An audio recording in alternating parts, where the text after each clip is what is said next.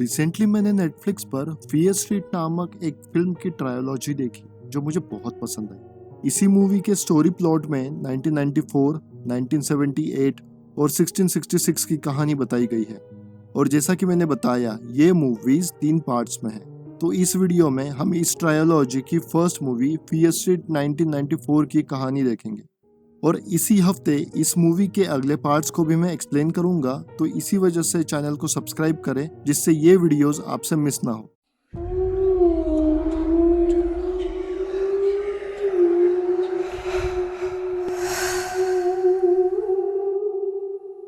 तो मूवी कुछ इस तरह से स्टार्ट होती है जहां हमें एक लड़की का इंट्रो करवाया जाता है जिसका नाम हैदर था। ये लड़की शेडी साइड मॉल के बुक स्टोर में काम करती थी। इसी मॉल में हैदर का एक दोस्त रायन भी काम करता था। अब यहाँ मॉल बंद हो गया था और सभी लोग अपनी अपनी शिफ्ट खत्म करके घर जा रहे थे। अब इन दोनों का कुछ काम बचा था जिसे निपटाने के बाद रायन हैदर को घर ड्रॉप करने वाला था। अब हैदर अपने शॉप में काम कर रही थी, तभी उसके शॉप में कुछ छोटी मोटी सी घटनाएं होने लगती है, जैसे कि बुक का गिरना वगैरह और आवाज वगैरह आना। अब हैदर इन बुक्स को वापस रखने जाती है, तभी अचानक से उसके सामने एक मास्क पहना हुआ व्यक्ति आता है जो उसे मारने की कोशिश करता है। अब हैदर इस किलर से बचकर भागने लगती है, पर आखिर में वो किलर हैदर को पकड़ लेता है और उसे स्टैब कर देता है। अब मरने से पहले हैदर उस किलर का मास्क हटाती है और अब हम लोग देख पाते हैं कि ये इंसान कोई और नहीं बल्कि उसका दोस्त रायन था। अब इसी समय ऑफिसर गुड वहां आता है और वो रायन पे गोली चला देता है जिससे उसकी मौत हो जाती है।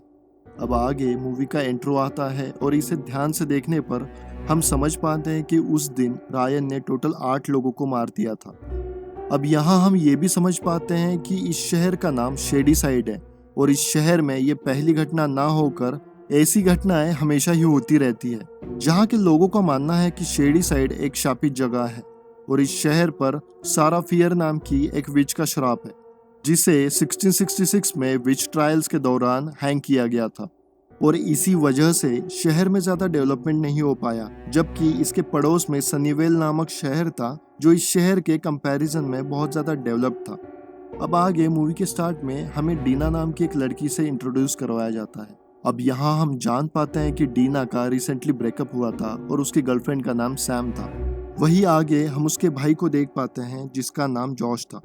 जॉश हमेशा ही एक साइट पर चैट करता था जिसमें वो किसी queen of air and darkness नाम के इंसान के साथ चैट करता था और ये दोनों इसी शेडी साइड में रहते थे। यहाँ जॉश का मानना था कि शहर में हो रही घटनाओं का मेन रीजन सैरा फियर का वो श्राप था जो उसने अपना हाथ काट के दिया था। और जॉश इस टॉपिक पे बहुत सारी रिसर्च भी कर चुका था। अब आगे डीना स्कूल जाती है जहां वो अपने दोस्तों से मिलती है जिनका नाम केट और साइमन था। केट और साइमन स्कूल के लफंगे टाइप ऑफ इंसान थे और ये दोनों स्कूल में ड्रग डीलिंग भी करते थे। अब आगे हम देख पाते हैं कि इनके स्कूल का फुटबॉल मैच था जिसमें वो सनीवेल के स्कूल के खिलाफ खेलने वाले थे। अब इस स्कूल की फुटबॉल टीम मैच के लिए सनीवेल जाती है और जैसा कि मैंने पहले भी बताया था, सनीवेल शेडी साइड के कंपैरिजन में बहुत ही ज़्यादा डेवलप्ड शहर था। अब यहाँ हम लोग ये नोटिस करते हैं कि सनीवेल के बच्चे शेडी साइड के बच्चों को कुछ खास पसंद नहीं करते थे। अब आगे हमें डीना की गर्लफ्रेंड सैम दिखाई जाती है जो कि सनीवेल में पीटर नाम के लड़के के साथ थी। एक्चुअली सैम कुछ दिन पहले ही अपने पेरेंट्स के डाइवोर्स की वजह से शेडी साइड से सनीवेल शिफ्ट कर गई थी और शायद इसी वजह से डीना और सैम का ब्रेकअप भी हुआ था। अब आगे because of some reason Sunnyvale और शेडी साइड के स्टूडेंट्स में झगड़ा हो जाता है जिसमें दोनों स्कूल के बच्चों में थोड़ी हाथापाई भी हो जाती है। अब शेडी साइड के स्टूडेंट मैच खत्म करके अपने बस में बैठकर वापस जा रहे थे।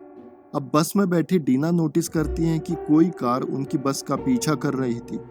अब ध्यान से देखने पर वो नोटिस करती है कि उस कार में पीटर, सैम और उसके कुछ दोस्त थे।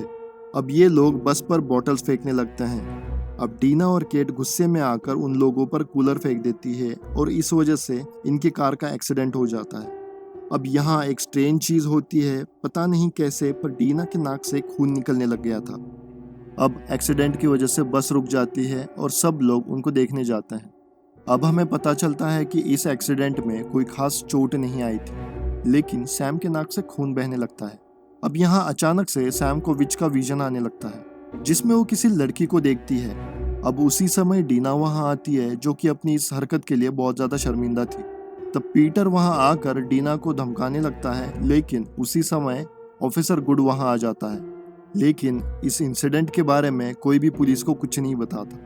अब अगले सीन में हमें दिखाया जाता है कि उस स्पॉट पर जहां सैम को विजन आई थी, वहां से अजीब तरीके की फुसफुसाने की आवाज आती है। अब आगे डीना सैम के घर फोन करती है to know about her condition, but उसकी मॉम उसे डांट देती है और फिर से फोन ना करने के लिए बोलती है। अब इसी समय डीना के डोरबेल रिंग होती है और डोर ओपन करने पर डीना देख पाती है कि कोई स्कल मास्क पहना व्यक्ति बाहर खड़ा था। अब डीना को लगता है कि ये पीटर होगा, तो वो गेट को कॉल करती है और सब बताती है। अब गेट और साइमन दोनों बच्चों की बेबीसिटिंग कर रहे थे। अब ये दोनों उन बच्चों को नेबर के पास छोड़कर डीना के साथ हॉस्पिटल जाते हैं। वो लोग हॉस्पिटल में जाकर ये सारी बातें पीटर से कन्फ्रंट करना चाहते थे। अब हॉस्पिटल में डीना सैम से मिलती है, जहां सैम का कहना था कि पीटर तो हॉस्पिटल में ही था और वो हॉस्पिटल के बाहर कहीं गया ही नहीं था। अब अचानक वही स्कल मास्क पहना किलर वहां आता है और पीटर को स्टैब कर देता है। अब ये देखकर डीना और सैम वहां से भागने लगते हैं, जहां किलर भी उनका पीछा करता है। अब आगे किलर और इनमें झड़प हो जाती है, जिसमें कि उस किलर का मास्क उतर जाता है। अब शॉकिंगली ये किलर वही रायन था जिसको मूवी के पहले पार्ट में दिखाया गया था और जिसे ऑफिसर गुड ने गोली मार दी थी। अब यहाँ हम लोग समझ पाते हैं कि रायन तो एक्चुअल में मर गया था, लेकिन ये उसकी पजेस्ड बॉडी थी।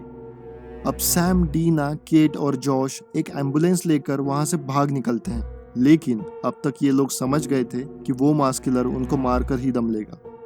अब ये लोग सीधा पुलिस स्टेशन जाते हैं, जहां पुलिस इनकी किसी भी बातों पर विश्वास नहीं करती। स्टिल ऑफिसर गुड हॉस्पिटल जाता है ताकि वो सच्चाई का पता लगा सके। वहीं दूसरी तरफ हम देख पाते हैं कि साइमन पी करने जाता है। तब उसे सुनसान सड़क पर एक लड़की दिखती है। ये अकेली लड़की रास्ते के साइड में बैठकर गाना गा रही थी। अब साइमन उस लड़की के पास जाता है। तब ये लड़की साइमन पर अचानक से रेजर से अटैक कर देती है, लेकिन इसके पहले कि वो लड़की साइमन को मारे, डीना वहां आकर उस लड़की को गोली मार देती है। अब यहाँ हम लोग नोटिस करते हैं कि उस लड़की के घाव कुछ देर बाद अपने आप ही भरने लग जाते हैं। अब ये सब देखकर ये सारे वहां से भाग जाते हैं। आगे ये सब घर आते हैं और अब जॉश अपनी रिसर्च के बेस पर कंक्लूजन निकालता है कि साइमन ने जिस लड़की को देखा वो लड़की रूबी लेन थी, जिसकी मौत 30 साल पहले हो चुकी थी। रूबी ने 1965 में गाना गाते हुए अपने बॉयफ्रेंड को मार डाला था और उसके बाद उसने अपने हाथ की कलाई काटकर खुदकुशी कर ली थी। अब आगे जॉश बताता है कि साइको सीरियल किलर्स के शेडी साइड में एक नहीं बल्कि अनेकों केसेस हुए हैं। 1978 में मास साइको मर्डरर केस, 1950 में हैरी रुकर का केस, 1935 में हम्टी डम्टी किलर केस और 1922 में बिली पार्कर केस वगैरह वगैरह। अब इन सारी घटनाओं से ये पता चलता है कि हर कुछ सालों के गैप से शेडी साइड में कोई ना कोई इंसान साइको किलर बन जाता है और लोगों को मारने लगता है। और ये सब 1666 में स्टार्ट हुआ था, जिसमें साइरस मिलर नाम के एक पादरी ने चर्च में बच्चों को मारकर उनकी आंखें निकाल ली थी। और उसी साल सारा फियर नाम के विच को भी विच ट्रायल्स के दौरान मार दिया गया था और शायद सारा फियर के मौत के बाद उसके श्राप से ही ये सब स्टार्ट हुआ था। अब यहाँ जॉश एक पोएम बताता है, जिसके अनुसार मरने से पहले सेराफियर ने अपने हाथ को काट कर शैतान से सौदा किया था और मौत को धोखा दिया था, जिस वजह से इस लैंड को वो अब भी कंट्रोल करती है। वो अपनी ग्रेव से निकलकर लोगों को अपना स्लेव बनाती है और उनसे कत्ल करवाती है। अब आगे हम देख पाते हैं कि सैम ब्लड से भरी उल्टी करती है, जिसमें वो बताती है कि एक्सीडेंट वाली रात उसे विच के विजन्स आए थे। अब ये सब लोग इमीडिएटली उस स्पॉट पर जाते हैं जहां एक्सीडेंट हुआ था। अब यहाँ ढूंढने पर इनको एक जंजीर मिलती है, जो कि एक स्केलेटन से बंधी हुई थी। अब इसी जंजीर पर उन्हें एक लॉक भी मिलता है, जिसपे सेराफियर का नाम लिखा था, विच मीन्स कि ये लोग जहाँ खड़े थे वो जगह सेराफियर की ग्रेव थी। अब इसी मोमेंट पर सैम के नोज से फिर से ब्लीडिंग होने लगती है और सैम के स्कल को टच करते ही उसे फिर से विच के विजन्स आते हैं। अब इस बार वो अपने विजन्स में क्लियरली देखती है कि विच उसे कहती है, इट्स यू।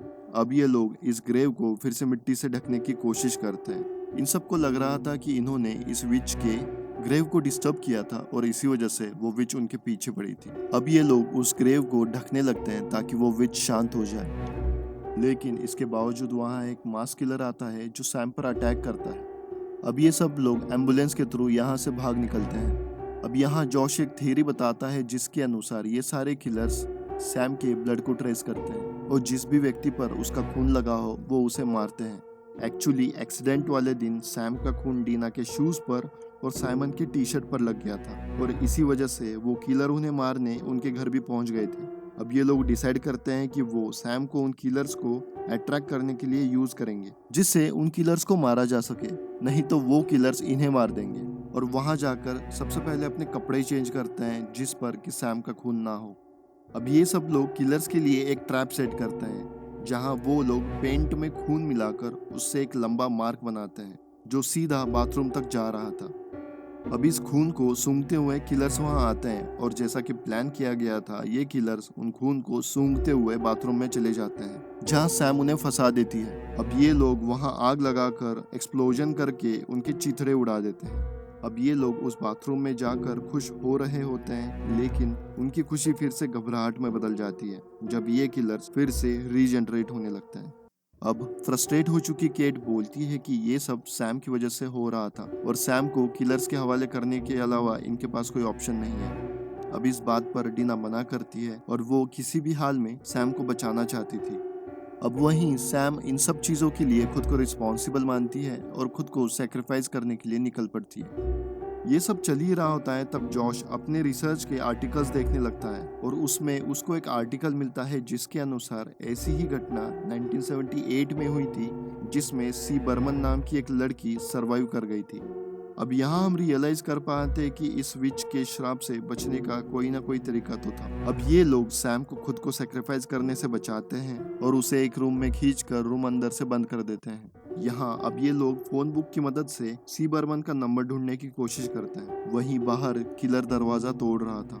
अब इनको सी बर्मन का नंबर तो मिल जाता है लेकिन कॉल करने पर उस कॉल पर कोई रिसीव नहीं करता। अब ये लोग यहाँ सी बर्मन के लिए एक वॉइस मेल छोड़ देते हैं। अब ये लोग इस आर्टिकल के पेपर कटिंग को पूरा पढ़ते हैं जिसके अनुसार सी बर्मन कुछ समय के लिए मारी गई थी और वो फिर से जिंदा हुई थी। शायद इसी वजह से उस विच के श्राप से उसका पीछा छूटा था और वो अब तक जिंदा थी। अब इसी के अकॉर्डिंग ये लोग एक प्लान करते हैं जिसके अनुसार ये सैम को कुछ समय के लिए मारकर फिर से उसे CPR देकर जिंदा करेंगे। अब ये सब लोग यहाँ विंडो से भाग निकलते हैं और ये सब लोग अब साइमन के स्टोर में जाते हैं जहाँ वो सब डिसाइड करते हैं कि सैम को बहुत सारा ड्रग्स देकर ड्रग ओवरडोज कर देंगे जिससे उसकी डेथ हो जाएगी और विद इन सम टाइम एड्रेलिनिन वाला इंजेक्शन उसे देना होगा जिससे वो जिंदा हो जाए। अब आगे सैम ड्रग्स लेना शुरू कर देती है, वहीं दूसरी तरफ किलर्स भी वहाँ पहुँच जाते हैं। अब यहाँ किलर्स केट को मार देते हैं और उसके कुछ ही देर बाद साइमन को भी मार दिया जाता है। अब ये किलर्स डीना और सैम की तरफ आने लगते हैं। अब ड्रग्स स्लो काम कर रही थी, इसी वजह से डीना सैम को पानी में डुबो कर मार देती है। इस मोमेंट पर हम देख पाते हैं कि जॉश को मारने आया किलर एकदम से गायब हो जाता है। अब डीना और जॉश सैम को जिंदा करने की कोशिश करता है जिसमें डीना सैम को CPR देकर उसे एड्रेलिन का इंजेक्शन देती। अब कुछ देर बाद सैम फिर से जिंदा हो जाती है एंड फाइनली सब खत्म हो गया था। अब यहाँ सीन शिफ्ट होता है जहाँ हम ऑफिसर गुड को देख पाते हैं जिसे रास्ते पर पड़ा रूबी लेन का लॉकेट मिलता है। अब आगे ऑफिसर गुड किसी घर के पास जाकर उस घर के दरवाजे से एक नोट अंदर छोड़ता है जिस पर लिखा था इट्स हैपनिंग अगेन। अब यहाँ हम लोग समझ पाते हैं कि ऑफिसर गुड भी कुछ जानता था जो कि वो बाकियों से छुपाने की कोशिश कर रहा था। अगले दिन ऑफिसर गुड सैम, जॉश और डीना को इंट्रोगेट करता है जिसमें वो लोग एक मनगढ़ंत कहानी बताते हैं और सच्चाई को छुपा देते हैं। अब आगे जॉश बाहर ऑफिस में बैठा था तब उसे एक लड़का मिलता है जो कि हैंडकफ था। वो जॉश को बताता है कि वो निर्दोष है और उसे यहाँ से छूटना है। अब यहाँ जॉश उस लड़के की हथकड़ी खोलने में उसकी मदद करता है। अब आगे सीन शिफ्ट होता है जहाँ सब कुछ ठीक हो गया था और डीना और सैम एकदम खुश थी और एंजॉय कर रही थी। अब अचानक से हॉल में फोन रिंग होता है जहाँ डीना जाकर फोन रिसीव करती है। अब फोन पर सामने से सी बर्मन बात कर रही थी जो बताती है कि ये सब अभी खत्म नहीं हुआ है और विच अपने रूल्स खुद बनाती है और वो जरूर बदला लेगी। अब इस मोमेंट पर दूसरी तरफ हम देख पाते हैं कि सैम को कुछ आवाजें आती है और अब हमें दिखाया जाता है कि एक पत्थर पर सैम का नाम इनग्रेव हो रहा था और वहीं कोई व्यक्ति काला जादू कर रही थी। अब इस पत्थर पर हम देख पाते हैं कि ऑलरेडी उन सबका नाम इनग्रेव था जो कि किलर्स बनकर घूम रहे थे। अब अचानक से सैम पजेस्ट हो जाती है और डीना को आकर स्टैब कर देती है। अब डीना सैम से कैसे तैसे बचती है और जॉश के साथ मिलकर उसे बांध देती है। अब इमोशनल डीना सैम को प्रॉमिस करती है कि वो उसे ठीक करके रहेगी। अब आगे सीन शिफ्ट होता है और हम लोग देख पाते हैं कि ये लोग सी बर्मन से मिलने गए थे। अब सी बर्मन उन्हें यहाँ 1978 की स्टोरी बताना शुरू करती है और बस यही मूवी खत्म हो जाती है। अब 1978 की स्टोरी इस मूवी के अगले पार्ट में दिखाई जाएगी जो कि फियर स्ट्रीट पार्ट 2 1978 इस नाम से है। तो दोस्तों ये थी द फियर स्ट्रीट 1994 मूवी की एक्सप्लेनेशन। वीडियो कैसी लगी ये आप हमें कमेंट करके ज़रूर बताएं और नए हो तो चैनल को सब्सक्राइब करें।